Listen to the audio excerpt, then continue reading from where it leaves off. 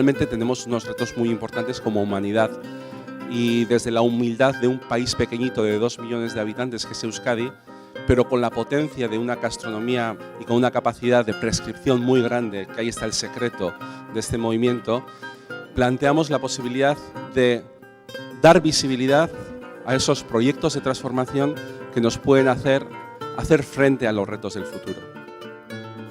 La gastronomía puede aportar de muchas formas a nuestra sociedad, puede aportar valor a toda una cadena de personas que trabajan, productores, transformadores, restaurantes, entidades que se dedican al turismo gastronómico, y desde esa visión, yo diría, holística, integral de la gastronomía, bueno, pues el Basque Culinary Center ha ido desarrollando durante estos años muchas y diferentes actividades.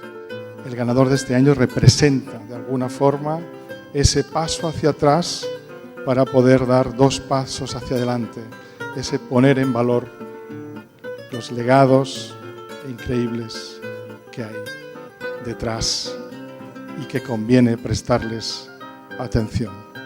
Él está trabajando con las comunidades australianas, comunidades indígenas, recuperando ese conocimiento y dándolo a conocer.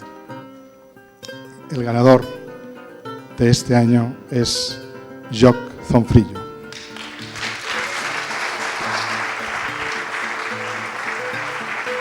Wow, this is so amazing. This has made me the happiest ever. It's incredible.